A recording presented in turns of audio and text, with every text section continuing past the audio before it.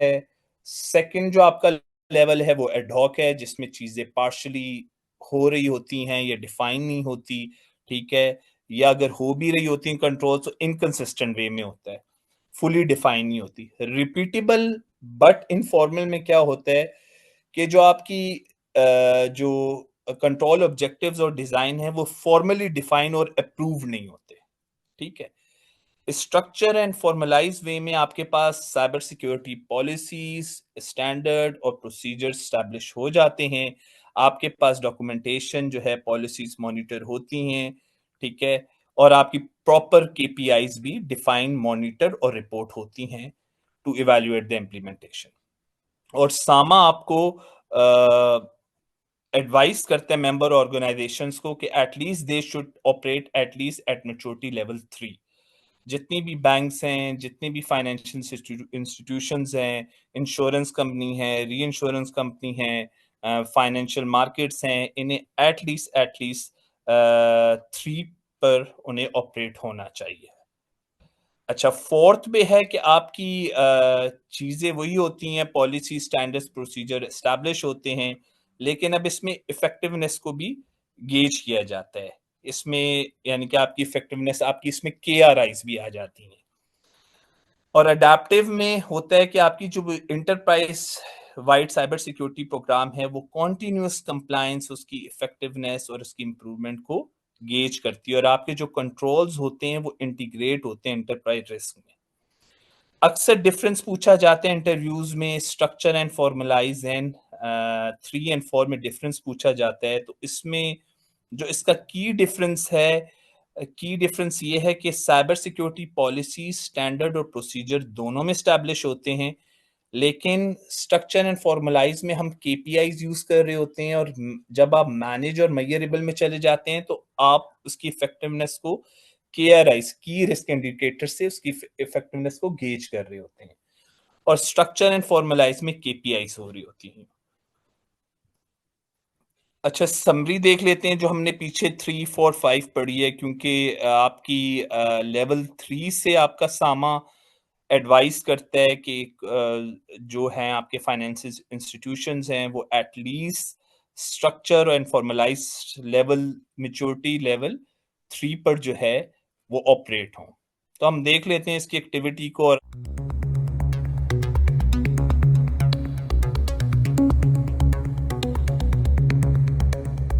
Welcome to Global Information Security Society for Professional of Pakistan. बिस्मिल्लाहिर्रहमानिर्रहीम।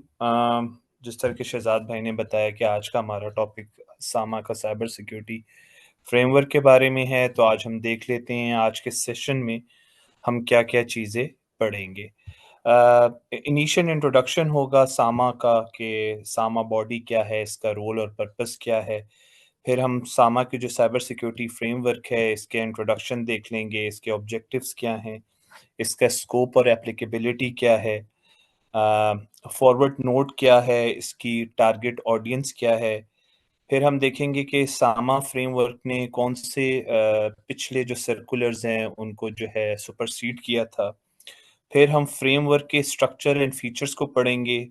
बहुत ज़्यादा हर control की डिटेल में तो नहीं जाएंगे, लेकिन मेन डोमेन्स क्या हैं, सब डोमेन्स क्या हैं, कंट्रोल्स क्या हैं। फिर इसके अंदर एक जो टर्म यूज़ हुई है, प्रिंसिपल बेस्ड क्या चीज़ है, इसके मैच्योरिटी लेवल्स क्या हैं, और मैच्योरिटी लेवल हम देखेंगे। फिर हम थोड़ा सा इसका डिफरेंस देखेंगे कि साइबर सिक्योरिटी की पॉलिसी क्या होती है, स्टैंडर्ड, प्रोसीजर, गाइडलाइन, एक छोटी सी एग्जांपल से समझेंगे। और फिर हम देखेंगे कि जो सामा साइबर सिक्योरिटी फ्रेमवर्क है उसकी मैच्योरिटी लेवल को किस तरह जो है आप मेजर करते हैं, और एक लाइव एग्जांपल से उसे समझेंगे भी। तो सेशन स्टार्ट करते हैं। अच्छा, सामा का रोल है, सामा stand for Saudi Arabian monetary agency है। स्टैब्लिश हुई थी ये 1952 में, और इसका जो प्राइमरी जो फंक्शन था वो यही था कि फाइनेंशियल रेगुलेटरी अथॉरिटी बनाई जाए, जो कि मॉनेटरी पॉलिसी को, बैंक्स को सुपरवाइज कर सके, और अपनी जो करेंसी है उसे इशू कर सके, और मेंटेन कर सके फाइनेंशियल स्टेबिलिटी को। लेटर ऑन 2020 में सामा को किसको रीनेम किया गया और इसे जो है अब सामा सेंट्रल बैंक सीबी का वर्ड इसमें ऐड किया गया। अच्छा, सामा साइबर सिक्योरिटी फ्रेमवर्क को जो है इस पे काम तो 2016 से ही स्टार्ट हो गया था, लेकिन जो इसका ड्राफ्ट है वो मई 2017 में फाइनल हुआ और इसे वर्जन 1.0 डिक्लेयर किया गया। और इसके ऑब्जेक्टिव्स क्या हैं कि आप एक ऐसी कॉमन अप्रोच और एक ऐसा फ्रेमवर्क बनाया जाए कि जो है साइबर सिक्योरिटी की कॉमन अप्रोच को प्रैक्टिस किया जाए। और इसे डिराइव किया गया है निस से, आईएसओ के ग्लोबल स्टैंडर्ड से इस फ्रेमवर्क को बनाया गया है लेकर। अच्छा, स्कोप है इसका। इसका स्कोप तमाम इंफॉर्मेशन एसेट्स पे होता है, electronic, physical data, software devices, आपकी जितनी भी स्टोरेज, इंफ्रास्ट्रक्चर। तो इसका स्कोप सारे इंफॉर्मेशन एसेट्स को कवर करता है। एप्लीकेबिलिटी की बात की जाए तो ये फ्रेमवर्क अप्लाई होता है तमाम बैंक्स पर, इंश्योरेंस कंपनीज पर, फाइनेंस कंपनीज पर, क्रेडिट एजेंसीज पर और फाइनेंशियल सिस्टम्स पर। अच्छा, फॉरवर्ड नोट होता है बेसिकली एक इंडोर्समेंट नोट इसे कहते हैं। अक्सर फ्रेमवर्क्स के स्टार्ट में इसे लिखा जाता है। और इस फॉरवर्ड नोट पे इनके जो अहमद अल शेख हैं डिप्टी गवर्नर, उसमें ये इसकी इम्पोर्टेंस को बता रहे हैं कि ये रेगुलेट होता है तमाम बैंक्स पर, इंश्योरेंस पर, फाइनेंस कंपनीज पर। और इसलिए बनाया गया है कि ये स्ट्रेंथन करे साइबर सिक्योरिटी गवर्नेंस को, इंफ्रास्ट्रक्चर को और कंट्रोल्स, ताकि ऐसे कंट्रोल्स जो आपके रिस्क को मैनेज कर सकें। फर्दर वो कह रहे हैं कि it requires strong support from the board and senior management. आपको बोर्ड और सीनियर मैनेजमेंट की सपोर्ट के बगैर इसकी इम्प्लीमेंटेशन और इसकी मेच्योरिटी लेवल को असेस करने करने में आपको, जब तक आपकी बोर्ड लेवल और सीनियर मैनेजमेंट की सपोर्ट नहीं होगी, तो आप इसके जो डिजायर्ड मेच्योरिटी लेवल्स हैं जो कि हम आगे जाकर पढ़ेंगे, उन्हें आप अचीव नहीं कर सकते। फर्दर वो अपने इंडोर्समेंट नोट पे कह रहे हैं कि in in case of any question और in in case of any concern, आप सामा की आईटी जो रिस्क टीम्स है उससे भी असिस्टेंस ले सकते हैं।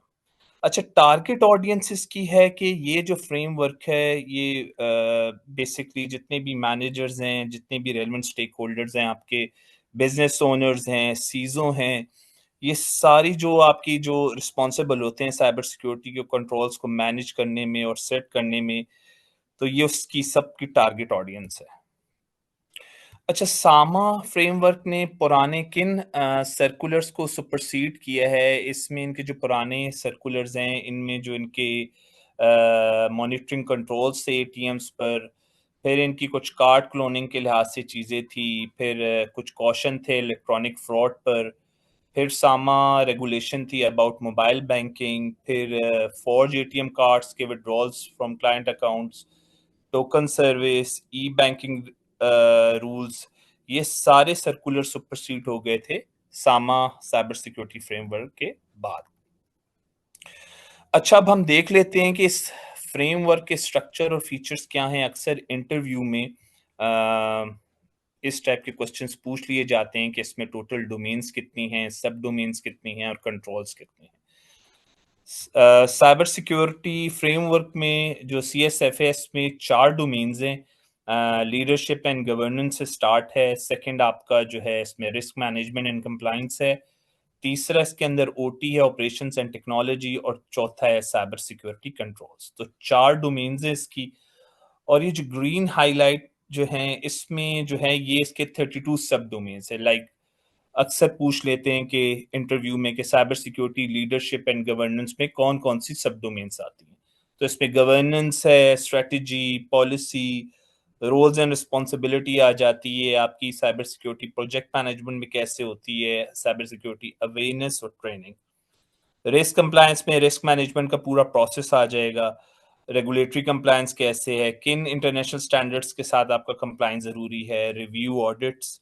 ओटी में आपके पास जितनी भी आर्किटेक्चर से लेके आपकी एप्लीकेशन, क्रिप्टोग्राफी, इंफ्रास्ट्रक्चर की सिक्योरिटी, जो है आपकी event, incident management, threat, vulnerability management, asset management, ये सारी चीज़ें आपकी ऑपरेशंस एंड टेक्नोलॉजी में आती है। और थर्ड पार्टी साइबर सिक्योरिटी में आपकी जितनी कॉन्ट्रैक्ट एंड वेंडर मैनेजमेंट है, आउटसोर्सिंग्स हैं और क्लाउड कंप्यूटिंग है। तो 4 डोमेन्स होगी, 32 सब डोमेन्स होगी, और इसके हर कंट्रोल को अगर इंडिविजुअल काउंट किया जाए तो 249 कंट्रोल्स बनते हैं। अच्छा, इसके अंदर एक टर्म यूज हुई है प्रिंसिपल बेस। अच्छा, बहुत से जो हमारे पास जो फ्रेमवर्क्स होते हैं, कुछ प्रिंसिपल बेस्ड होते हैं, कुछ जो है वो प्रोसेस बेस्ड होते हैं, कुछ रिस्क बेस्ड होते हैं। तो हम देखते हैं कि प्रिंसिपल बेस्ड होता क्या है। बेसिकली प्रिंसिपल बेस्ड फ्रेमवर्क होता है जो कि आपके क्लियरली साइबर सिक्योरिटी गोल्स और प्रिंसिपल्स के बारे में बताते हैं आपको। और अगर कोई कंट्रोल फिजिबल नहीं है तो आप उस पर ऑल्टरनेटिव सॉल्यूशंस भी या और कंपनसेटिंग कंट्रोल्स भी इंप्लीमेंट कर सकते हैं। लेकिन सामान्य इस केस में अम, अगर कोई कंट्रोल फिजिबल नहीं है आपके ऑर्गेनाइजेशन पर और आपके पास उसके अगेंस्ट कंपनसेटिंग कंट्रोल है जो कि उस कंट्रोल के ऑब्जेक्टिव या जो उसके गोल को अचीव कर रहा है, तो उसके लिए प्रॉपर उसने प्रोसेस बताया हुआ है कि उसकी आप वेवर कैसे ले सकते हैं। स्टेप में इसने प्रॉपर गाइड किया हुआ है कि आपने सबसे पहले जो है सीजो और रेलिवेंट स्टेक होल्डर जो है उससे अप्रूवल लेना है, साइंड होगा। बाकायदा इसकी डिस्क्रिप्शन है कि वो कंट्रोल बेसिकली था क्या, आपने कंपनसेटिंग कंट्रोल लगाया कौन सा है। सीजो और रेलिवेंट बिजनेस स्टेक होल्डर से वो साइन होगा, बोर्ड ऑफ कमेटी से वो साइन होगा, आपकी साइबर सिक्योरिटी कमेटी से। और फिर वो आपके जो मेंबर ऑर्गेनाइजेशन है, जो भी बैंक है या जो भी कंपनी है, उसका सीईओ जो है बाकायदा डिप्टी गवर्नर सामा के डिप्टी गवर्नर को वो भेजेगा। और फिर जो सामा की आईटी रिस्क सुपरविजन टीम है वो उसे इवैल्यूएट करेगी और फिर वो डिसाइड करेगी कि क्या इस कंट्रोल पर वेवर देना चाहिए या नहीं। तो ये इसका प्रोसेस है। और अक्सर इंटरव्यू में ये क्वेश्चन भी पूछ लेते हैं कि बेसिकली ये प्रिंसिपल बेस क्या चीज़ है। तो प्रिंसिपल बेस फ्रेमवर्क का मतलब होता है कि कोई कंट्रोल अगर फिजिबल नहीं है तो उसके ऑल्टरनेट पर आप कोई कंपनसेटिंग कंट्रोल लगा सकें। अच्छा, इसमें साइबर सिक्योरिटी के मैच्योरिटी लेवल्स आपके पास 0 to 5 हैं, तकरीबन 6 लेवल्स बनते हैं। और और जो इसका हाईएस्ट लेवल है वो 5 है और ये स्टार्ट होता है 0 से। अ, हम देखते हैं इन मैच्योरिटी लेवल्स को। Non existence, ad hoc, repeatable, second का है structure and formalise, fourth manageable and measurable, adaptive.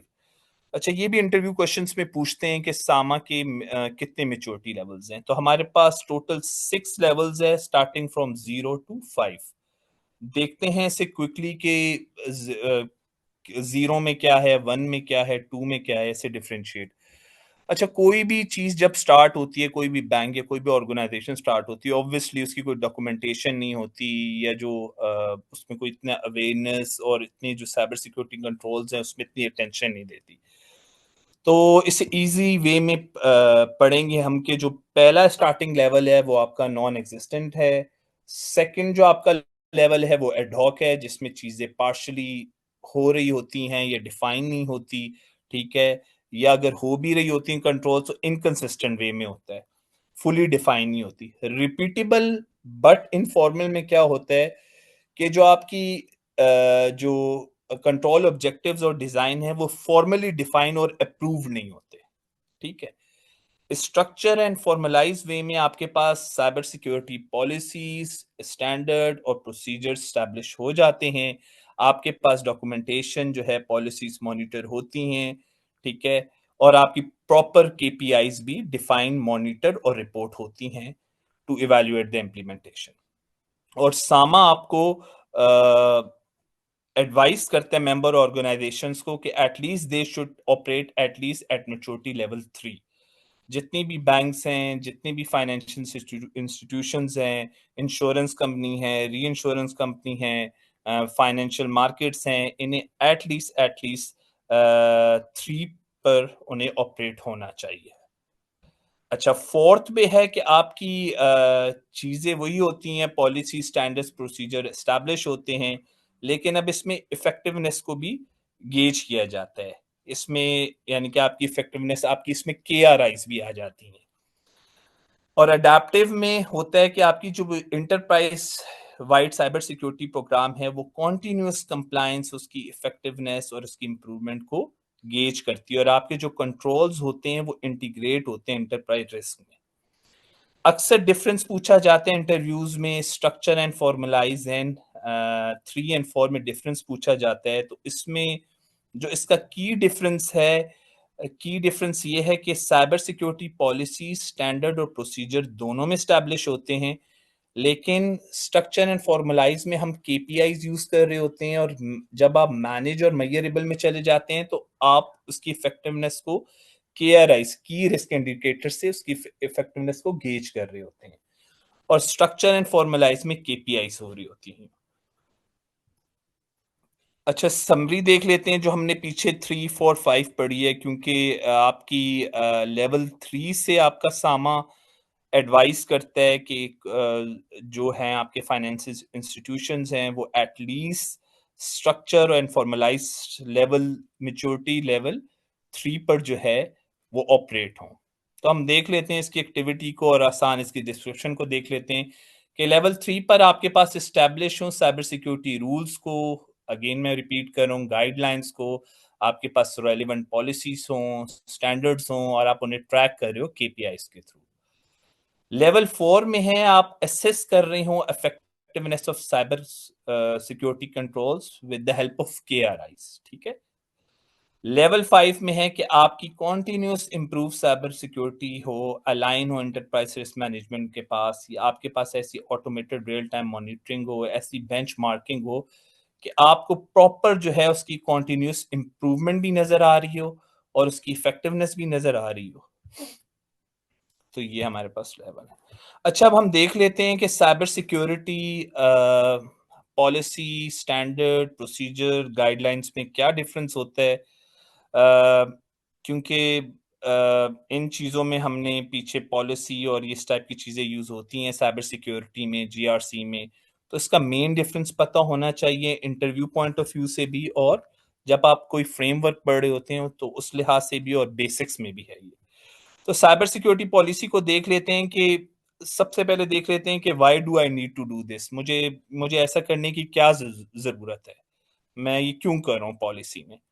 तो इसकी सिंपल एग्जांपल है कि अगर आप देख लेते हैं कि सारा जो customer data, all customer data must be encrypted to ensure confidentiality, ठीक है। तो ये आपकी पॉलिसी है कि आपका कस्टमर डाटा इनक्रिप्ट होना चाहिए। स्टैंडर्ड कहता है कि क्या जरूरी है, जिस तरह all password must be at least 12 characters long, include upper case, lower case, numbers and symbols. तो स्टैंडर्ड बताता है क्या जरूरी है, पॉलिसी बताता है मुझे ऐसा करने की जरूरत क्यों है। अच्छा, साइबर सिक्योरिटी प्रोसीजर बताता है कि मैं ये कैसे करूंगा, how do I do it. Like to change your password आप करते हैं, आप सेटिंग्स में जाएंगे, फिर लेट्स सपोज अकाउंट में जाएंगे, फिर चेंज पासवर्ड में जाएंगे, फिर follow the password creation rules. और गाइडलाइंस में आएगा कि ये कैसे करना है, यानी कि ये जो स्टेप्स हैं ये कैसे करने हैं। So it is recommended to use a password manager for storing and generating a complex password, generating complex password. तो ये इसका क्विक डिफरेंस है कि मैं दोबारा रिपीट कर लेता हूँ, पॉलिसी में मुझे ऐसा करने की जरूरत क्यों है, स्टैंडर्ड में क्या जरूरी है, और प्रोसीजर में मैं ये कैसे करूंगा, और गाइडलाइंस में जनरल गाइडलाइंस जो होती हैं, जैसे आप बेस्ट प्रैक्टिसेस भी कहते हैं। अच्छा, अब हम देख लेते हैं कि सामा साइबर सिक्योरिटी फ्रेमवर्क को कैसे आप रीड करेंगे। अच्छा, हर जो इसकी डोमेन है और उसमें जो सब डोमेन है, उसमें 3 चीज़ें उन्होंने लिखी हुई हैं। एक तो उसके प्रिंसिपल लिखा हुआ है, यानी कि उसका की कंट्रोल क्या है, उसका ऑब्जेक्टिव लिखा हुआ है कि उसका पर्पस क्या है, और उसकी कंट्रोल लिखा हुआ है कि वो कंट्रोल चाह रहा क्या है। तो एक इसका एक कंट्रोल है, वो हम देखते हैं, पढ़ते हैं, और फिर इसी कंट्रोल से हम जो मेच्योरिटी लेवल है उससे भी मैयर करने के एक एग्जाम्पल देखेंगे। तो अच्छा, इसके साइबर सिक्योरिटी रिस्क एनालिसिस के प्रिंसिपल में कह रहा है, जो इसका की कंट्रोल है, कि cyber security risk analysis should be conducted based on the likelihood that the identified cyber security risk will occur and their resulting impact. ठीक है, कि आपका जो साइबर सिक्योरिटी रिस्क एनालिसिस है वो कंडक्ट होगा बेस्ड ऑन द लाइकलीहुड, और जो आइडेंटिफाइड साइबर सिक्योरिटी रिस्क होगा will occur and their resulting impact. Objective क्या है, इसका पर्पस क्या है? टू एनालाइज और determine the nature and the level of the identified cyber security risk. और इसका जो कंट्रोल कंसिडरेशन है, जो रिक्वायर्ड साइबर सिक्योरिटी कंट्रोल है, वो क्या कह रहे हैं? वो कह रहे हैं कि आपका cyber security risk analysis should be perform, risk analysis आपने परफॉर्म करने हैं।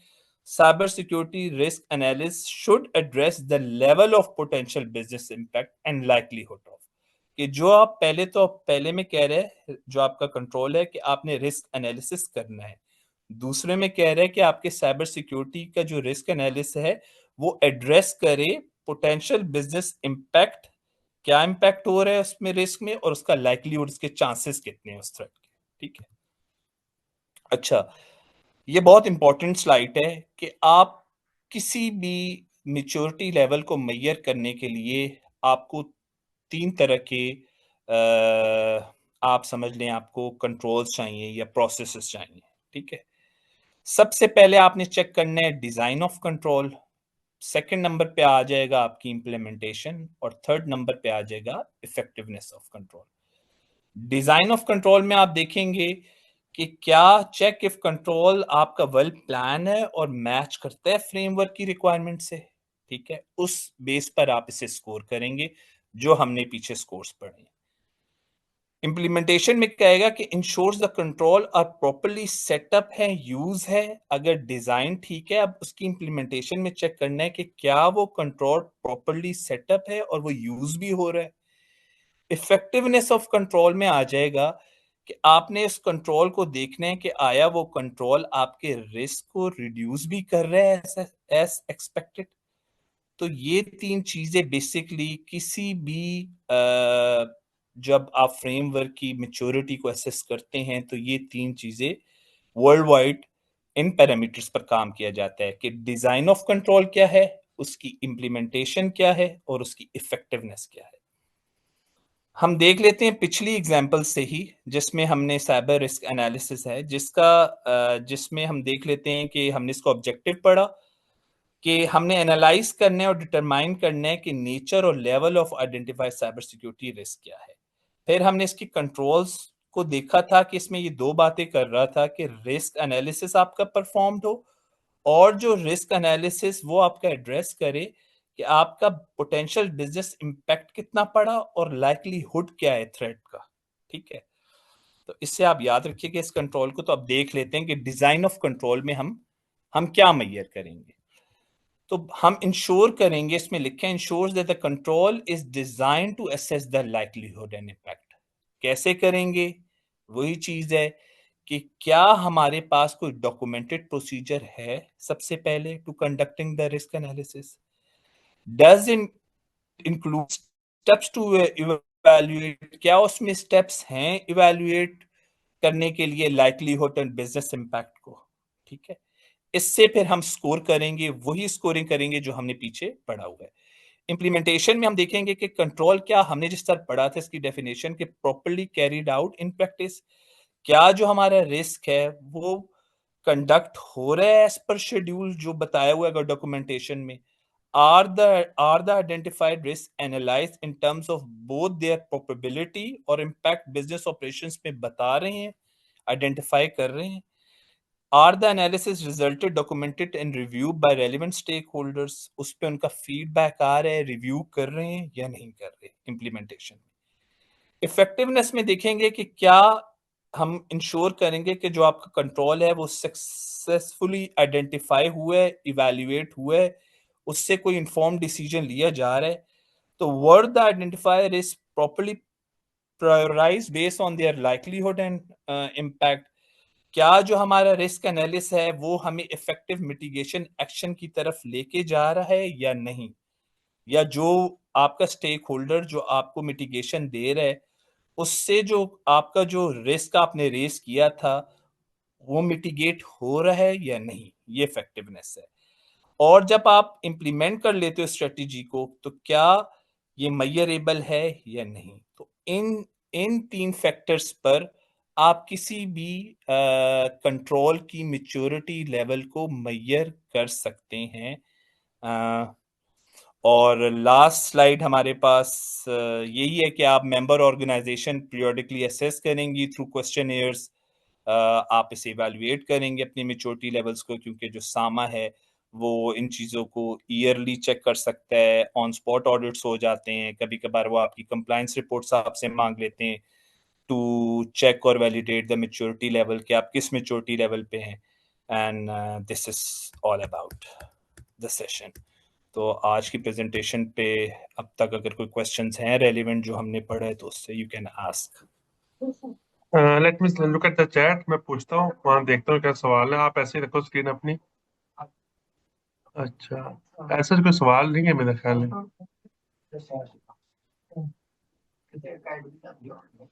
गाइस, किसी का कोई क्वेश्चन है तो चैट में लिखते हैं, तो मैं उसको रीड करता हूँ, फिर ये जवाब दे देंगे। अस्सलाम।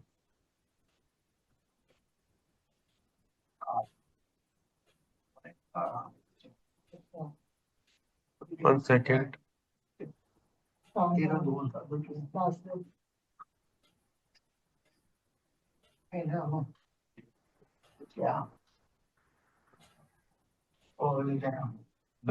Guys, you can unmute yourself, but do one by one. Abdul Rahim sir, you can unmute yourself. जी अस्सलाम वालेकुम माशाल्लाह very nice session, very comprehensive, very well explained, really enjoyed it.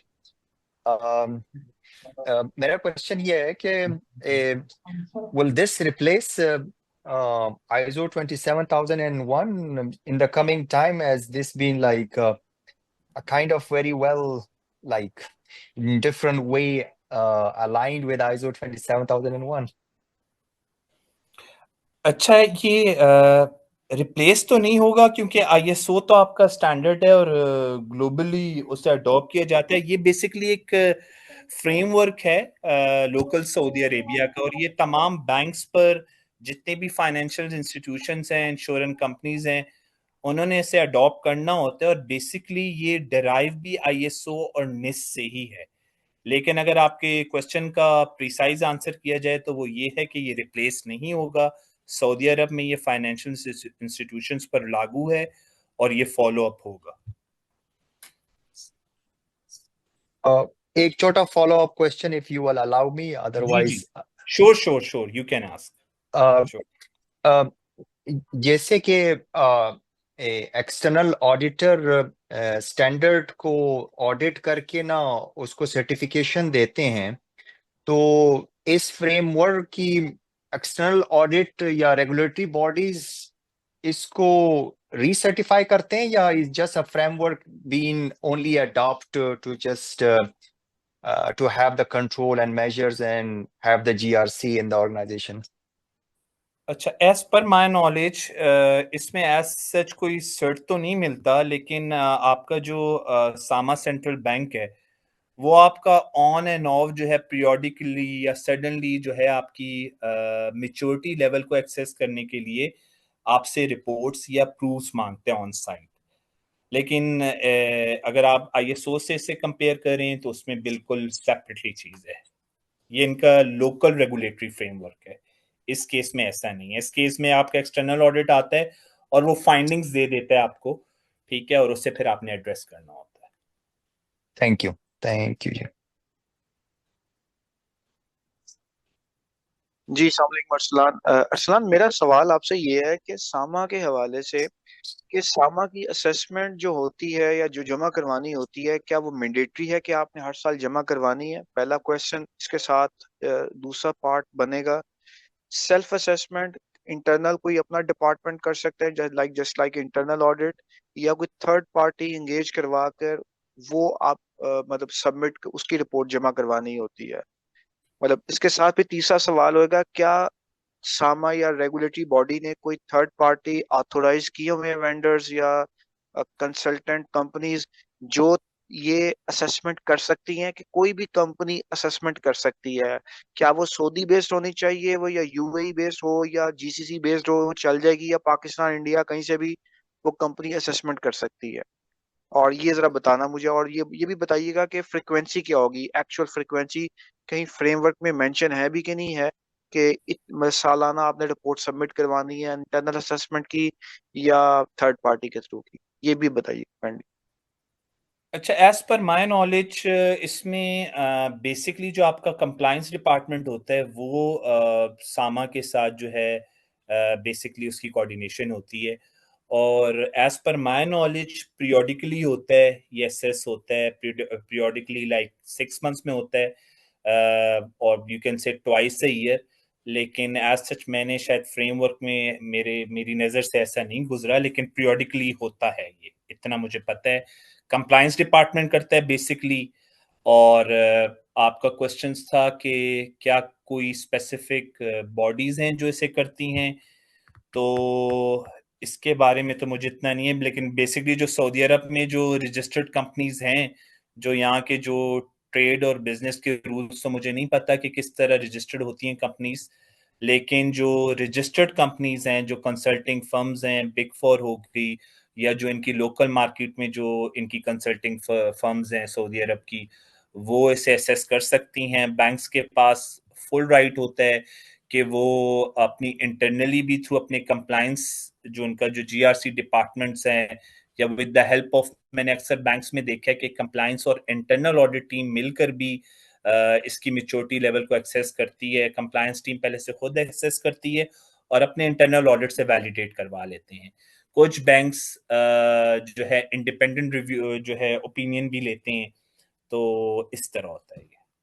I hope I answer you all questions. इसमें मैं थोड़ा add करूंगा, being a customer side, कि इसमें ऐसा ही होता है कि सामा बाजुकात, सामा किसी कंपनी को हायर करता है कि जाके सारे बैंक्स का ऑडिट करो।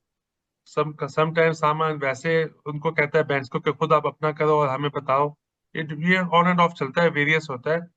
तो इनिशियली चूंकि जब ये शुरू कर किया था, चूंकि ये बहुत पुराना स्टैंडर्ड नहीं है, जैसे असलान ने शुरू में बताया, ये शुरू में भी कुछ 6 साल हुए हैं इसको, 4-5 साल।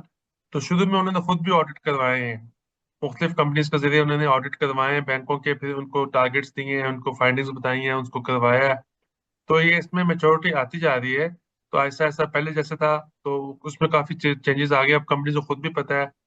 फिर उसके बाद जो इंटरनल ऑडिट है वो उसको फॉलो अप कर रहा होता है मोस्टली, कि ये फाइंडिंग्स आई थी सामा के ऑडिट में, तो उसमें ये चीज़ है, इसका ये टारगेट है, इसको कब को क्लोज करना है।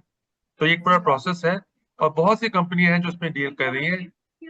इस इज उसमें एक नहीं है, मतलब बहुत सी कंपनियां जो इस पे काम करती हैं। वो पाकिस्तानी कंपनी भी कर सकती हैं ऑनेस्टली, लेकिन डेफिनेटली यहाँ पे कोशिश ये होती है कि यहाँ के मार्केट में कि लोकली बंदा अवेलेबल हो। तो ये एक यहाँ पे रिक्वायरमेंट होती है कि बंदा लोकली अवेलेबल हो, तो रिमोट पे इतना पॉसिबल नहीं होता। अच्छा, मैं इसमें सवाल करना चाहूंगा अरसलान, या आप कोई भी जवाब दे दे। जिस तरह यूएई का नीजा का रेगुलेशन है, इंफॉर्मेशन एश्योरेंस रेगुलेशन है, उसमें यूएई सेंट्रल बैंक ने ना इसका डॉक्यूमेंट भी दिया हुआ है और एक एक्सेल शीट भी सेल्फ असेसमेंट की दी हुई है, जिसमें सारा चार्ट, क्वेश्चंस, उसकी मेच्योरिटी लेवल और तमाम कैलकुलेशन दी हुई है। मतलब बंदा उसको खुद उसको बैठ के अपना बताए ना कि जी मैं इस वक्त यहाँ पर हूँ, तो कैलकुलेशन या कंप्लायंस स्टेटस या मेच्योरिटी लेवल ऑटोमेटिकली कैलकुलेट हो जाता है। तो सामा के अंदर भी ऐसा कोई एक्सेल शीट या सपोर्टिंग मतलब दी हुई है, स्प्रेडशीट दी हुई है, जिसके थ्रू सेल्फ असेसमेंट में आपको मतलब सहूलत मिल जाए? अदरवाइज हर बंदे का जो क्वेश्चन होगा या उसका मेजरिंग क्राइटेरिया होगा वो डिफरेंट होगा, तो वो फिर मेच्योरिटी लेवल इस तरह वो अचीव नहीं हो पाएगी। तो फिर वो जो बाइसनेस वाला पॉइंट आ जाएगा, वो आ सकता है। तो इस तरह की कोई चीज है सामा ने दी हुई है कोई? अच्छा, मुझे इसका ये तो नहीं पता कि इसका क्वेश्चनियर है या नहीं है, लेकिन इसके मार्केट में इसकी ऑडिट लिस्ट या क्वेश्चनियर बिल्कुल हैं, और वो बिल्कुल, आपने अगर सामा सीएसएफ का स्टैंडर्ड देखा है फ्रेमवर्क खुद से, have you gone through it? Sorry, आपका नाम? जी जी, अरसलान, देखा मैंने, बिल्कुल देखा। अच्छा, तो क्वेश्चन ईयर मुझे ये तो नहीं पता कि इनकी वेबसाइट पर जिस तरह और जो एनसीए के केस में कंप्लायंस टूल्स हैं तो मेरी नॉलेज में नहीं है। अलबत्ता मेरे पास अपने जो है, जो मैंने अगर इसकी मेच्योरिटी लेवल्स को असेस किया अपने टेन्योर में जॉब में, तो उसमें अपने क्वेश्चनियर फ्रेमवर्क से ही बनाकर और इन 3 फैक्टर्स पर जो मैंने आपको प्रेजेंटेशन के दरमियान बताया है उन्हीं फैक्टर्स के थ्रू गेज की है। अगर कोई इस तरह की चीज मेरे नॉलेज में आती है तो I will definitely let you know. अच्छा, एक और साथ, सॉरी, अनदर क्वेश्चन, क्या इस फ्रेमवर्क, सामा फ्रेमवर्क के अंदर कोई प्रायोरिटाइजेशन भी गिवन है, like P1 P2 P3 controls भी अवेलेबल है, कि सारे ही सारे एक ही प्रायोरिटी के ऊपर आपने करने हैं और हर ऑर्गेनाइजेशन ने करने? नहीं, ऐसी प्रायोरिटी तो कोई सेट नहीं है इसकी P1 P2 के लिहाज से। ओके। अच्छा, एक सवाल है चैट में बिलाल अफजल का, is cyber security framework just like ISO standard 27001? देखें, स्टैंडर्ड में आप इसे स्टैंडर्ड तो नहीं कह सकते, क्योंकि स्टैंडर्ड एक एग्रीड अपॉन नॉर्म्स और क्राइटेरिया होता है, जैसे 27001। Framework is like more sort of like generic चीज होती है जिसमें आप मैनेज कर सकते हैं साइबर सिक्योरिटी रिस्क को। यानी कि स्टैंडर्ड एंड फ्रेमवर्क में फर्क है। वो ये फ्रेमवर्क स्ट्रक्चर अप्रोच होती है, एक सिस्टम होता है, एक बेस। जिस तरह गवर्नेंस में साइबर सिक्योरिटी गवर्नेंस में कमेटीज बनेंगी और लाइक रिस्क मैनेजमेंट में उसके 4 प्रोसेस होंगे, आइडेंटिफाई, एनालिसिस, और जो स्टैंडर्ड्स हैं उनमें एग्रीड अपॉन नॉर्म्स होते हैं। तो स्टैंडर्ड एंड फ्रेमवर्क में फर्क है, डिफरेंस है। अच्छा, एक और सवाल है जी मोहम्मद नदीम का, there are other frameworks as well, for example NIST CSF, how do they map, is it limited to KSA banking sector? ये शहजाद भाई, क्या नेस्ट का मैपिंग पूछ रहे हैं विद इस हाँ, फ्रेमवर्क से? मेरा ख्याल है, लेकिन वो मैपिंग पूछ रहे हैं, लेकिन वैसे तो ये लिमिटेड है केएसए का, और ये हम्म। डिराइव तो कईयों से हुआ है। जब ये बना था तो ये डेफिनेटली उन्होंने कईयों से इंस्पिरेशन ली होगी, तो जी लेकिन इसकी मैपिंग खुद करनी पड़ेगी, उनकी तरफ से कोई मैपिंग अवेलेबल नहीं है, जी, जहाँ तो मुझे ऐसे समझ आया है। बिल्कुल और ऐसे ही। ये कैसे के लिए ही है, फॉर जैसे मेंशन किया था शुरू में, banking, insurance and finance, 3 sectors के लिए है। तो शायद इसको स्कोप बढ़ा देते हैं, लेकिन उसका एनसीए आ गया तो फिर इसकी जरूरत महसूस नहीं हुई, तो ये अपने उसी डोमेन में रहे जो उनकी डोमेन पहले की थी।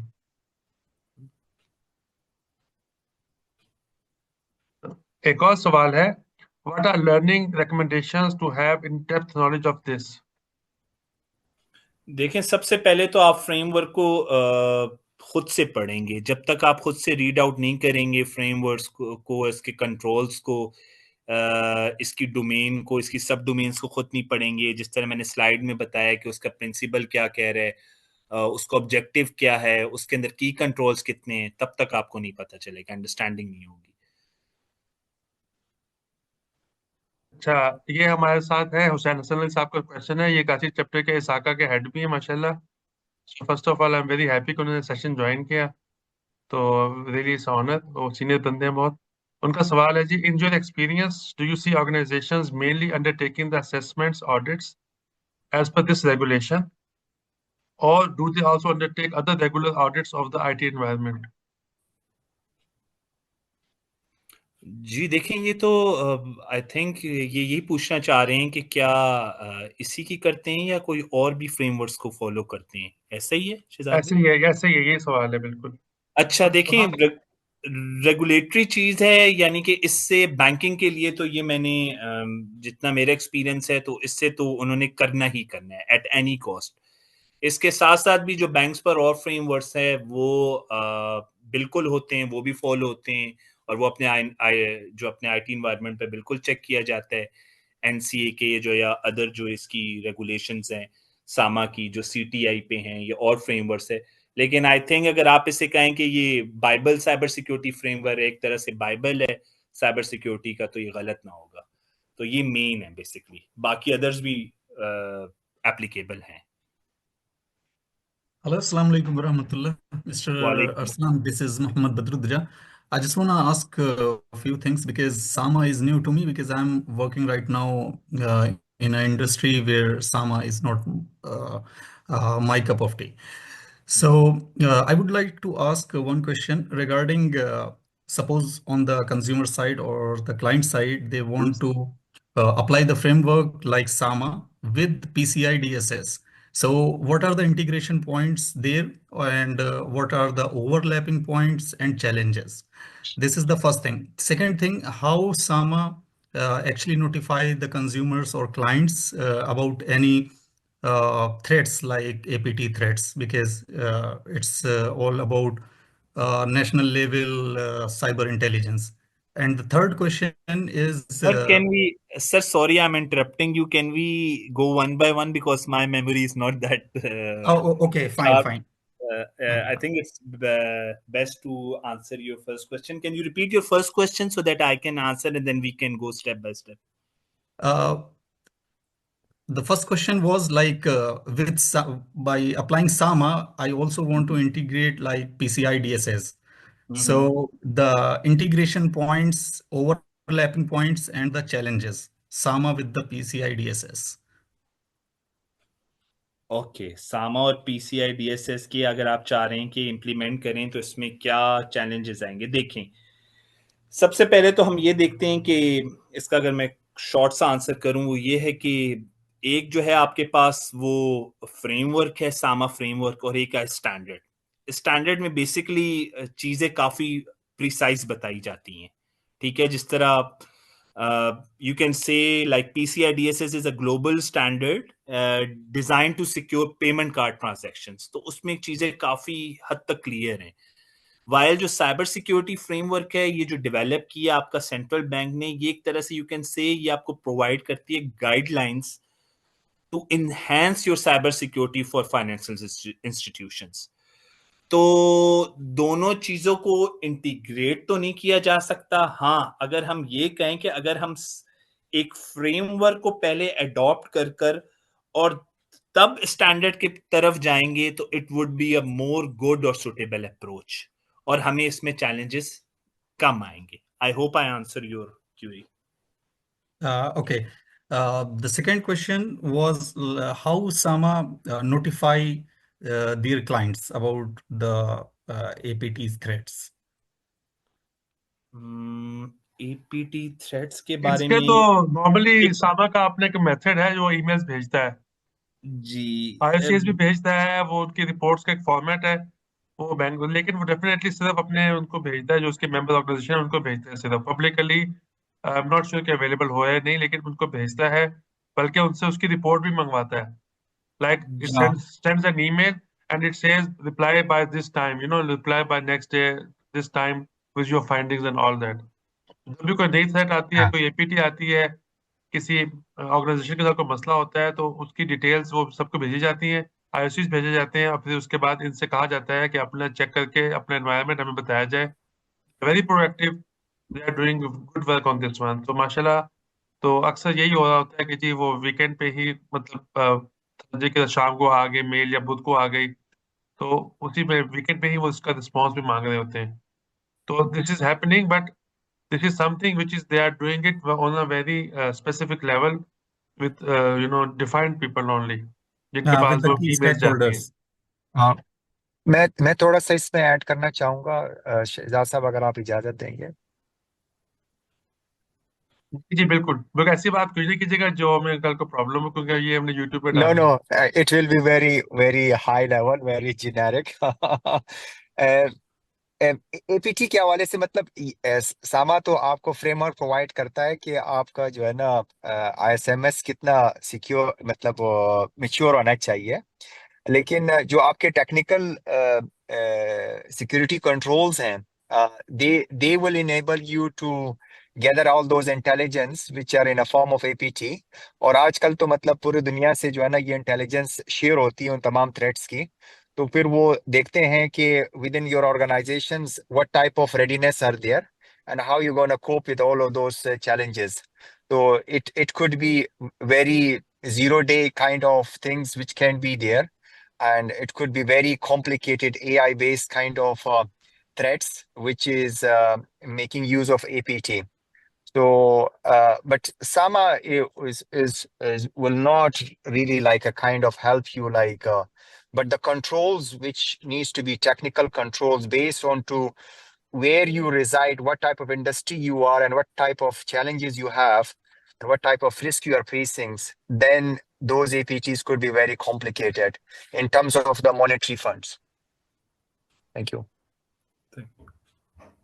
Okay, and is there any provision, like if any of their stakeholder feels any kind of breach and they are going through or detected any kind of breach, is there any notification law that within the certain amount of time or certain amount of day that a stakeholder must report the SAMA about that breach? Otherwise, they will have the monetary punishment or something like this. As per my understanding, is based on to the region that you live in, and there are applicable laws which will mandate that you need to inform if certain breach happen. If personal data has been breached here in Europe, you need to inform within 72 hours and need to tell the authorities, otherwise you will be penalized. Yeah, that's in GDPR. Yeah, GDPR. But it's also your agreement with your stakeholders, and it is also based on your written policies where you have identified if these things will happen, how we gonna emergency response, and what are our obligations to fulfill that. It will be all part of your framework. Actually, sorry to interrupt. I actually want to know in SAMA framework, or because it is regulatory means mandatory. So they have articulated these kind of notification criteria somewhere, hard-coded somewhere, or it's up to the country. It's up to the country. देखिए हम This what I want. इसमें इनके पास है तो सही, ऐसा है कि आपको इन्फॉर्म करना पड़ता है। मैंने आपको अभी बताया कि जैसे ही कहीं पे किसी पे कुछ सेट आती है ना, तो ये अपने मेंबर को सबको मेल भेजते हैं कि आप अपने एनवायरनमेंट को चेक करो और हमें बताओ। तो प्रोएक्टिवली भी काम करते हैं। और दूसरी ऑप्शन तो है ही है, अगर किसी का ब्रीच हुआ तो he has to inform them, he has to give them investigation report, जिसको फिर ये बाकियों के साथ शेयर करते हैं। अब ये बातें आई एम नॉट श्योर कि ये कॉन्फिडेंशियल है, ये पब्लिक है, इसलिए मैं इस पर ज्यादा बात नहीं कर सकता, लेकिन ये होता है। हाँ देखिए कोई भी, हाँ इसमें ways. जी शहजाद भाई, इसमें मैं एक और चीज भी ऐड करूं कि क्योंकि सामा सेंट्रल बैंक है और दुनिया में कोई भी सेंट्रल बैंक हो, वो आपको जितनी भी एपीटीज के बारे में through circulars, through notifications, through अपने पोर्टल के थ्रू, अपने ईमेल, ऑफिशियल कॉरेस्पॉन्डेंस के थ्रू जरूर बताता है, चाहे वो पाकिस्तान में स्टेट बैंक हो, चाहे सऊदी अरब में सामा हो, या कोई भी रीजन हो। तो इसका एक बड़ा बेसिक सा आंसर है। अगर और कोई सामा सीएसएफ से रिलेटेड, आज के सेशन से रिलेटेड कोई क्वेश्चन है तो फर्दर देखें शहजाद से। Possible to see a sample audit report of SAMA for each level, whichever level is available. ये तो possible नहीं होगा, लेकिन हम कोई और सेशन देख सकते हैं जिसमें हम डिटेल में जा सकते हो इस पे।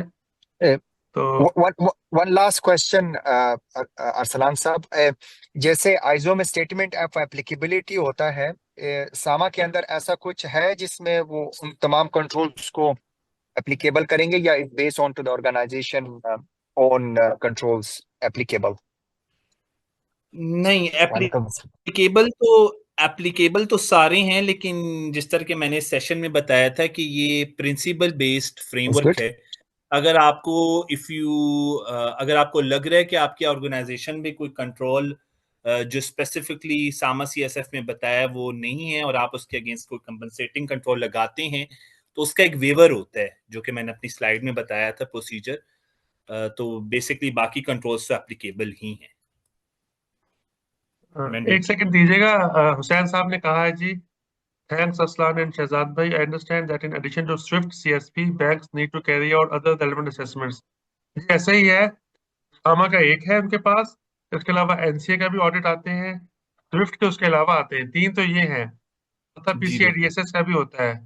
तो ये 4 है। इन 4 के अलावा भी अगर डिपार्टमेंट चाहे या जो इंफॉर्मेशन सिक्योरिटी गवर्नेंस टीम चाहे, तो वो कोई भी एक उठाती है डोमेन, उसका अलग से ऑडिट करती है, इंटरनल ऑडिट। तो बहुत सी असेसमेंट चल रही होती है, to be honest all the year. आप ये चल रहा होता है कि जी ये असेसमेंट चल रही है, इसके एविडेंसेस दे दो, सेम एविडेंसेस मल्टीपल टाइम्स आप दे रहे होते हो फॉर डिफरेंट ऑडिट्स। तो मतलब सामा का उसमें है, एनसीए का है, स्विफ्ट का भी होता है, और मैंने बताया पीसीए कि भी, इसका जो है मतलब पीसीआई भी है। पीसीआई का तो होता ही होता है, वो तो क्वार्टरली बेस पे तो उसकी चीजें लाजमी जाती हैं। इसके अलावा भी पास ऑडिट्स होते हैं, मतलब वो डोमेन बेस होते हैं, वो इंटरनल खुद भी फॉलो अप कर रहे होते हैं, तो ये चल रहा होता है। असेसमेंट बहुत सारी होती है बैंक्स के अंदर। तो अल्हम्दुलिल्लाह सऊदीया में काफी रेगुलेटेड एनवायरनमेंट है। तो मतलब ये पिछले 3 4 5 साल में बहुत ज्यादा रेगुलेट हुई, ये पहले इतनी नहीं थी, लेकिन अब बहुत ज्यादा रेगुलेटेड है। हम बहुत जल्द जीडीपीआर का सेशन, जीडीपीआर की सीरीज ला रहे हैं, जिसमें हम जीडीपीआर जितना भी, क्योंकि आजकल डेटा प्राइवेसी एक बहुत जो है आपका इमर्जिंग चीज है अब, बिकॉज जितनी भी इनोवेशन हो रही है आईटी में, तो it's all about how to protect your data. तो it all starts from GDPR. मैं कोशिश करूं कि एक जीडीपीआर की एक ऐसी सीरीज बनाऊं जिसमें स्टार्टिंग फ्रॉम हिस्ट्री से लेके उसके जितने उसके आर्टिकल्स हैं, और एक बड़े सिंपल बहुत रियल लाइफ एग्जांपल्स के साथ बनाया जाए। और आफ्टर जीडीपीआर हमारा जो फर्दर जो सऊदी अरब का जो लॉ है पीडीपीएल, वो भी आसान हो जाएगा, because basically PDPL derive from GDPR. हम जीडीपीआर को समझेंगे, और इंशाल्लाह ताला इसका फर्स्ट जो सेशन है वो कमिंग सैटरडे को आ रहा है, जिसमें हम देखेंगे कि ये इसकी हिस्ट्री क्या है, इसके इंस्टीट्यूशंस क्या है, और इसके की टर्म्स क्या हैं। और तकरीबन इस पे आई थिंक 4 to 5 सेशंस बनेंगे। लेकिन इंशाल्लाह ताला मेरी पूरी कोशिश होगी कि once you have taken my sessions इंशाल्लाह, तो आपको जीडीपीआर एंड टू एंड पता हो। तो इंशाल्लाह ताला स्टे ट्यून, और इंशाल्लाह इन कमिंग सैटरडे सेशन हम इस चीज को देखेंगे, स्टार्ट करेंगे इंशाल्लाह।